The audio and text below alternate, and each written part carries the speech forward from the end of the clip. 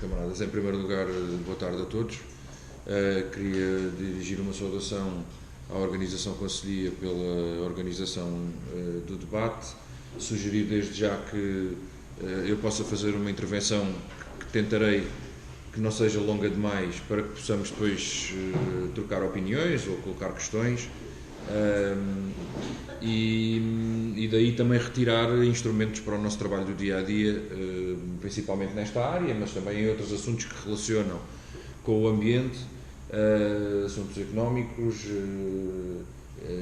enfim, até culturais, de qualidade de vida das populações, que também se relacionam com as questões do ambiente. O ambiente tem sido, nos últimos tempos, uma questão política com um relevo extraordinário de todas as partes, incluindo partidos que defendem uma política capitalista de acumulação do lucro, utilizam o ambiente e a natureza, a que muitas vezes resumem a clima, tentam fazer fechar o ambiente nas questões do clima, mas ainda assim utilizam uma preocupação justíssima da esmagadora maioria da população, portanto, porque as pessoas, este é o substrato em que o ser humano se desenvolve, é a natureza, é nele que colhe os seus recursos, é nele que trabalha, é nesse substrato que frui também da sua qualidade de vida e, portanto, a degradação dos recursos naturais e do ambiente é naturalmente uma questão que toca todos.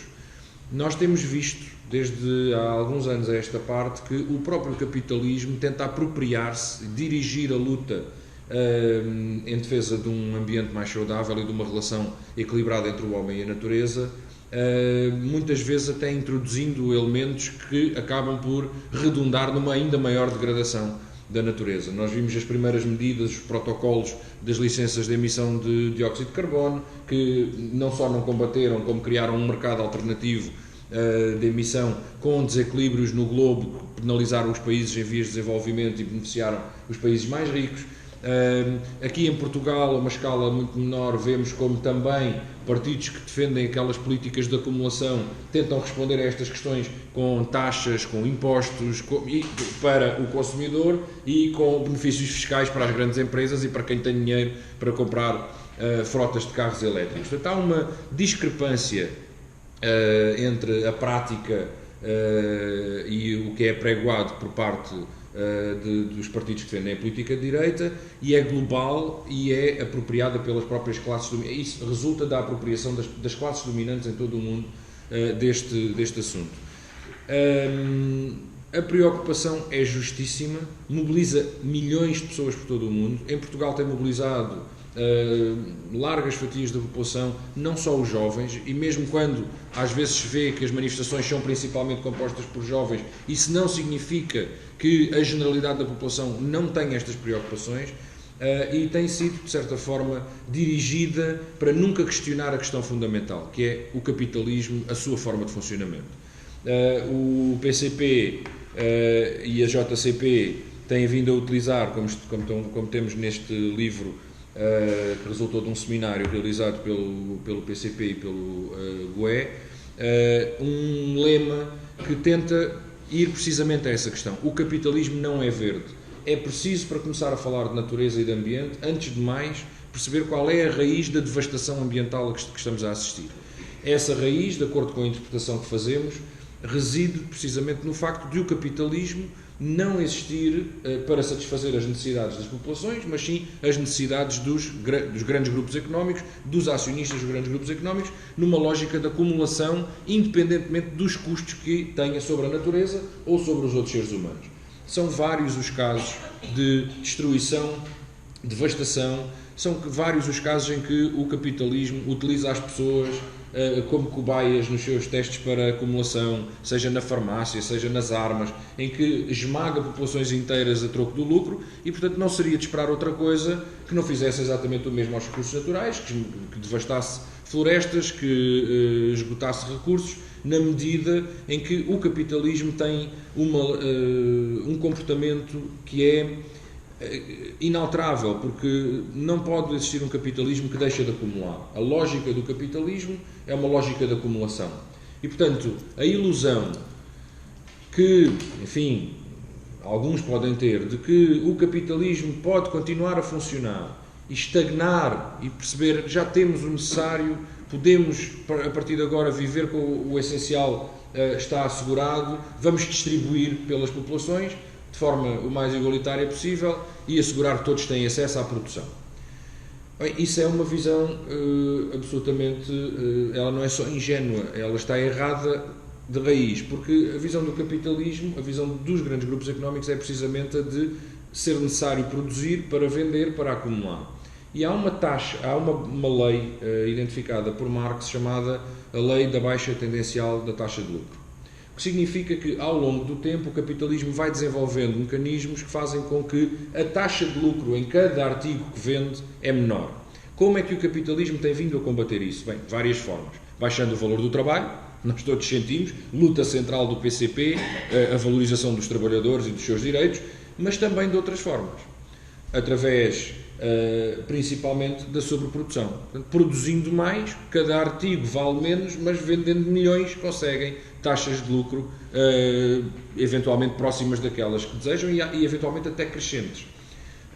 Ora, isto é completamente incompatível com os recursos finitos que a natureza nos fornece, porque eles de facto são finitos.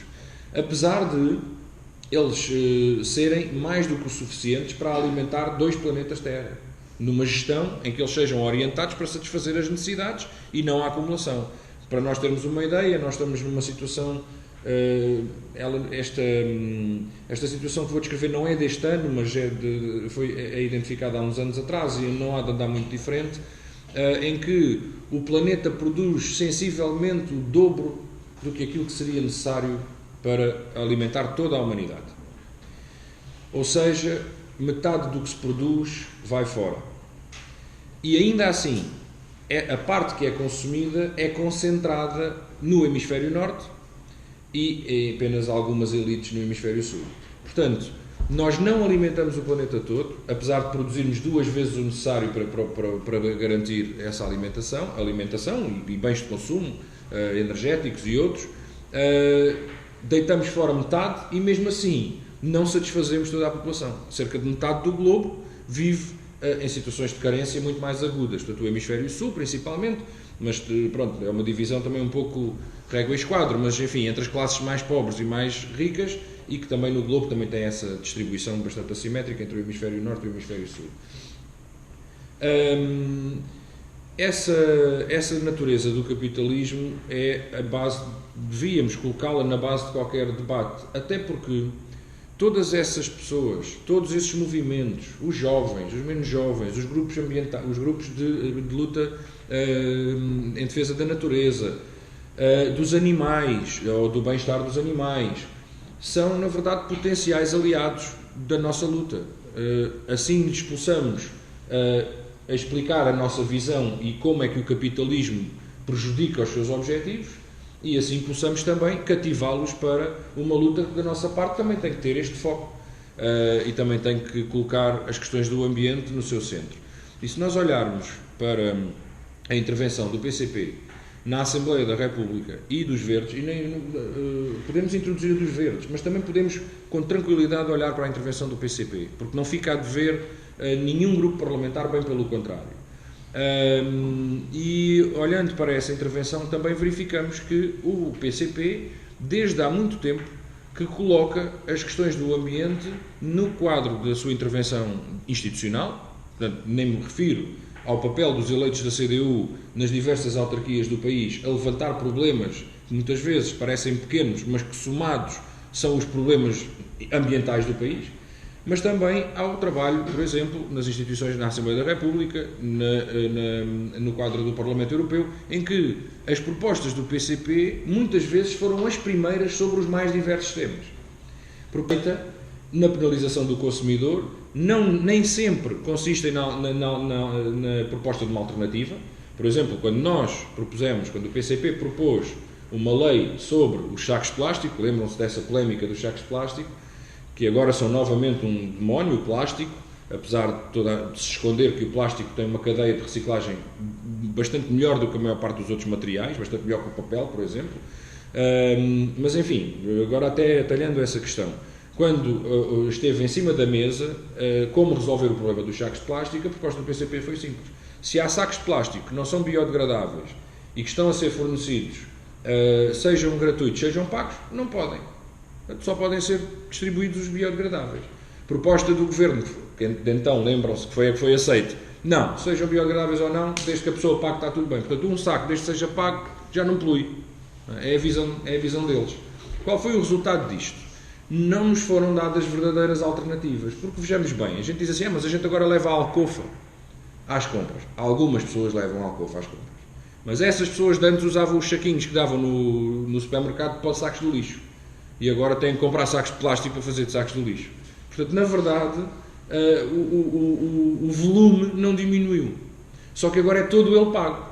Porque usávamos os saquinhos gratuitos para o dia-a-dia, para transportar coisas, para o lixo, e agora pagamos todos os sacos que precisamos.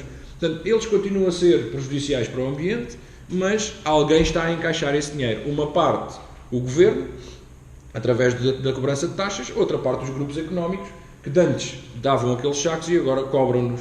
Davam não, eles não davam. Ninguém acredita que os sacos não estavam incluídos no preço dos artigos. Não é? Agora, eles não baixaram o preço dos artigos, mas puseram uma taxa nos sacos. Portanto, isto é para nós, eles encontram mecanismos, e quem fala disso fala da tal fiscalidade verde do Governo, que acho que até foi durante o Governo da Troika, que é penalizar sempre o consumidor com aquela conversa do poluidor-pagador. A conversa do poluidor-pagador tem diversos problemas, apesar de parecer justa genericamente. Se eu poluo, eu devo pagar. A questão é que ela coloca logo uma questão que é, então quem pode pagar pode poluir. E quem não pode pagar não pode poluir.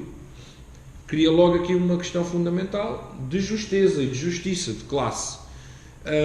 Apesar de soar muito bem, não é? Consumidor-pagador, poluidor-pagador, todas essas conversas, que na verdade depois correspondem a concentrar os recursos nas mãos daqueles que podem pagar. Essas têm sido as opções ao longo do tempo dos sucessivos governos.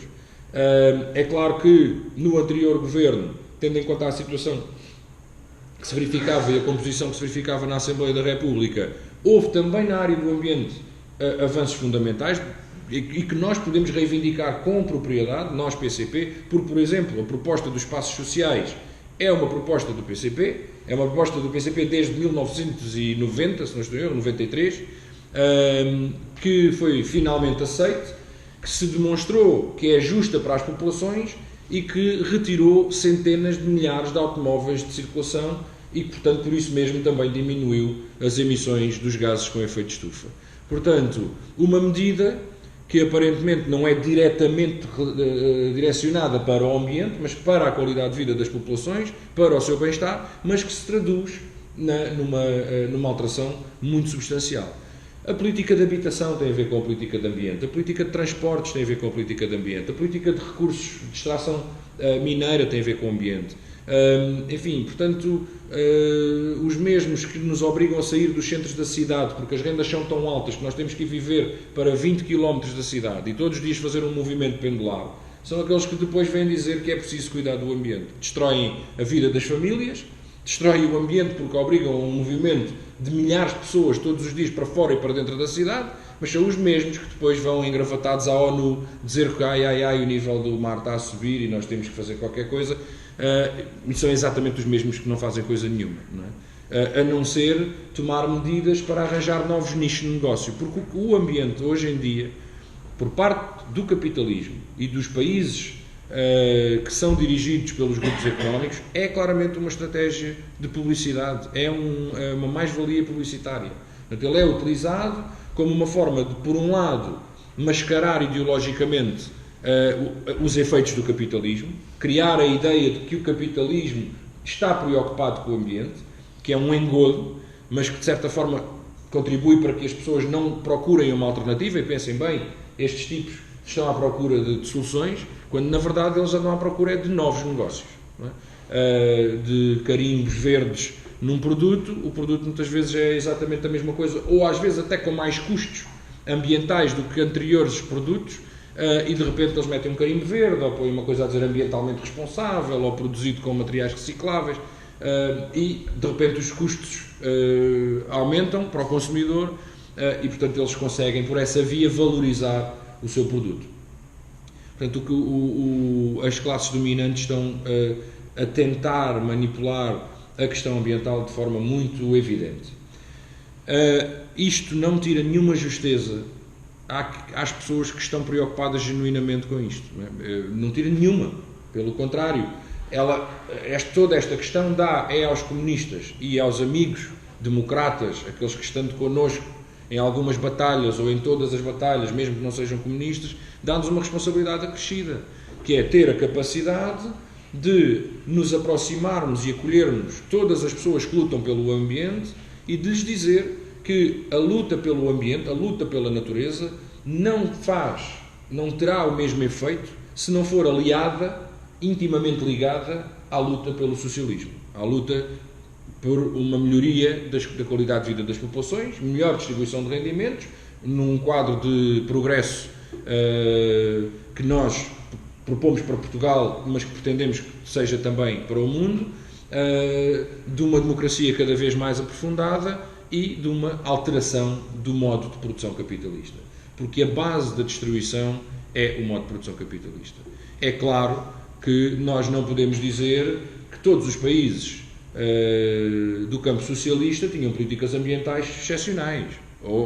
Mas, mesmo assim, para a altura, a primeira legislação de qualidade do ar, por exemplo, foi soviética. Porque se percebia que havia doenças nos pulmões das pessoas que estavam relacionadas numa altura em que isto tudo ainda era pouco conhecido, não é? As preocupações ambientais nessa altura eram muito menores do que aquelas que são hoje.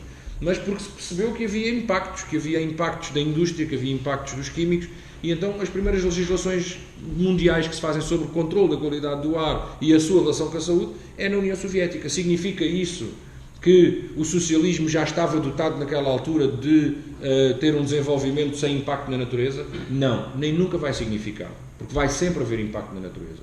A questão é do impacto que há na natureza, se ele é utilizado para ser distribuído por todos, de forma igualitária e justa, ou se ele é exacerbado para garantir que, além de garantir a produção, ainda garante lucro. Não é? E hoje em dia, para haver lucro nos grupos capitalistas, nós vamos vendo isso cada vez mais, principalmente no que toca à indústria e à transformação e à produção de bens materiais, é a sobreprodução. É o principal mecanismo de contrariar a baixa tendencial da taxa de lucro. E, portanto, isso significa que eles produzem mais do que é necessário. E, portanto, estamos a exaurir os recursos do planeta a um ritmo maior do que aquele que seria necessário. E, enfim, pronto, isto levar-nos a questões relacionadas com a nossa forma de organização, nas cidades, a utilização do solo, a agricultura, as pescas, a extração de inertes, a extração de minério, tudo isso porque uma política que vise garantir e assegurar o desenvolvimento social, económico, cultural e político em equilíbrio com a natureza terá de responder em todas estas faces. Terá as suas especificidades, ou seja, não é tão simples como dizer que acabando com o capitalismo o planeta fica impecável. Não, mas só podem ser dadas essas respostas.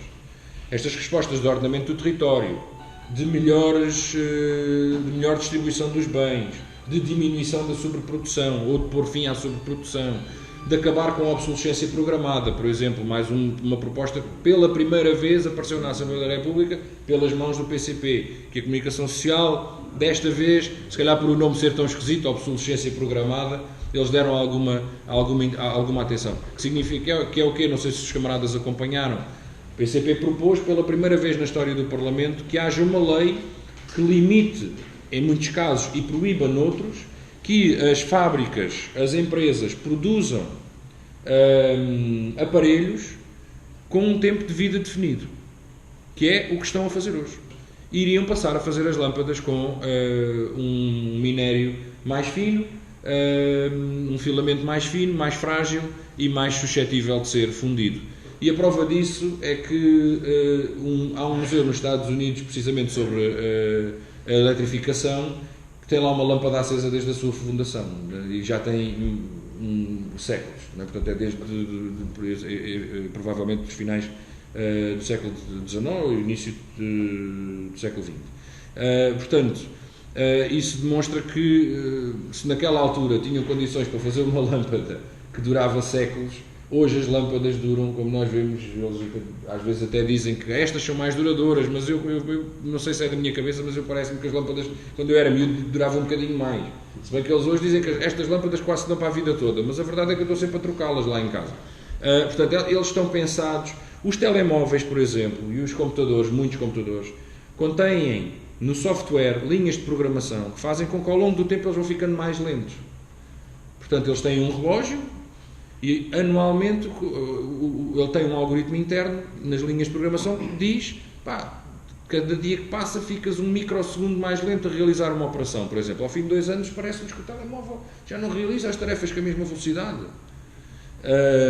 Porquê? Porque eles precisam de vender telemóveis 2 em 2 anos. Pronto, isto alarga-se. Nós propusemos que a garantia mínima de todos os aparelhos passasse para 10 anos, porque há condições tecnológicas para o fazer.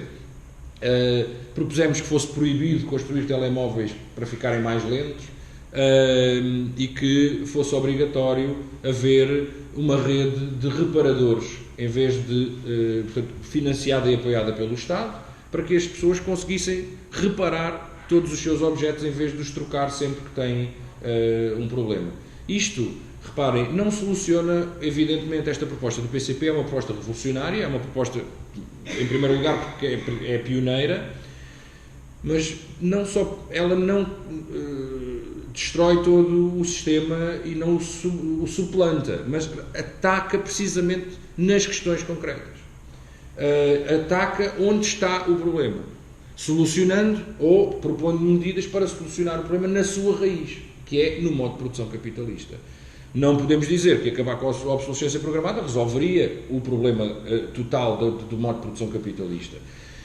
Isto para voltar à outra questão que estava a colocar. Toda essa massa de gente que está preocupada, é com estas propostas, com esta intervenção, que nós também temos de ter a capacidade de, trazendo-os para nós, e principalmente os jovens, no sentido de dizer, a tua luta é justa, mas a tua luta bate numa parede se ela não tiver na sua raiz o anticapitalismo. E o anticapitalismo, como nós o concebemos, tem que ser alguma coisa, não é ser só anticapitalista. É preciso ter uma proposta alternativa, e essa proposta alternativa é a democracia avançada e o socialismo. Portanto, isto, para resumir, o fim do capitalismo, a supressão do capitalismo, um novo modelo económico, não é, por si só, a condição única para resolver os problemas ambientais. Mas é certamente a condição necessária. Ela não é suficiente, mas ela é necessária. Porque só nesse contexto, só num contexto em que se rompem os poderes dos monopólios e em que a democracia e a soberania nacional assumem um papel na definição da política, é que é possível tomar medidas no sentido de corrigir a dilapidação da natureza. Porque, caso contrário, se são os grupos económicos que comandam os destinos dos países, e em Portugal assim é, então seria muito estranho esperar que os grupos económicos, eles próprios, determinassem, independentemente dos movimentos de massas que possam existir, da preocupação dos jovens, independentemente de tudo isso, que eles determinassem o fim dos seus próprios mecanismos de exploração. Eles podem, quanto muito, encontrar formas e engodos para dirigir essas preocupações das populações no sentido que lhes convém. Mas nunca vão, na realidade, suprir os problemas. Portanto, é esta batalha de afirmar a luta pelo socialismo, a luta contra o capitalismo, como a base da luta pelo ambiente, é o que deve estar na nossa abordagem a esta preocupação, que é uma preocupação de todos os portugueses, legítima, e em vez de servir muitas vezes, como a comunicação social tenta fazer, que é tenta colar o PCP a um partido, a uma zona política que tem outras preocupações, não tanto o ambiente, o que não corresponde à verdade, como já aqui demonstramos. Somos eventualmente um dos partidos políticos, se não o partido político com mais intervenção sobre o ambiente na Assembleia da República. Enfim, podemos daqui talvez excluir os verdes, porque também tem uma história muito longa, mas ao longo da história do PCP podemos dizer que estamos certamente, não devemos messas a ninguém. Apesar disso não ter uma tradução mediática. Então isto é uma oportunidade, não uma possibilidade para os partidos de direita e outros partidos como o PAN e o BE, que aproveitam estas ocasiões para tentar isolar o PCP, não é? Como as nossas soluções não são necessariamente as mesmas que as deles, tentam colar-nos àqueles que não têm preocupações ambientais. Então, mas esta oportunidade é uma oportunidade para nós mostrarmos que são as nossas propostas que dão resposta na raiz aos problemas. Não é? Por exemplo, esta da remoção do amianto, quer dizer, é tão elementar. É uma proposta num orçamento de Estado para ir concretizar aquilo que dizem. Dizem que querem defender o ambiente, dizem que querem defender a saúde das pessoas, e temos um monte de edifícios públicos, alguns deles escolas e hospitais, revestidos com fibrocimento e amianto. Vamos retirá-lo. É simples. Começar, a casa não se constrói no telhado, não se constrói na estratosfera. Não é? Não é só a camada do ozono, é também aqui. A eficiência energética dos edifícios, por onde se escoa energia que aumenta a nossa fatura mensal de eletricidade, mas não só, consome energia desnecessariamente. O PCP propõe um programa de aumento da eficiência energética com investimento público e nada. Mas se uma empresa, uma grande empresa, fizer uma obra a dizer que vai melhorar a sua eficiência energética, lá estão para eles os benefícios fiscais. Lá estão talvez até os fundos europeus. Portanto, estas discrepâncias entre o discurso e a realidade devem ser por nós denunciadas e, por oposição, mostrar que quem atua sobre a raiz dos problemas são precisamente os comunistas, são precisamente o PCP, também com o seu aliado do Partido Ecologistas Verdes, a CDU no geral, mas são essencialmente aqueles que têm a visão de que o problema radica, de facto, no modo de produção capitalista.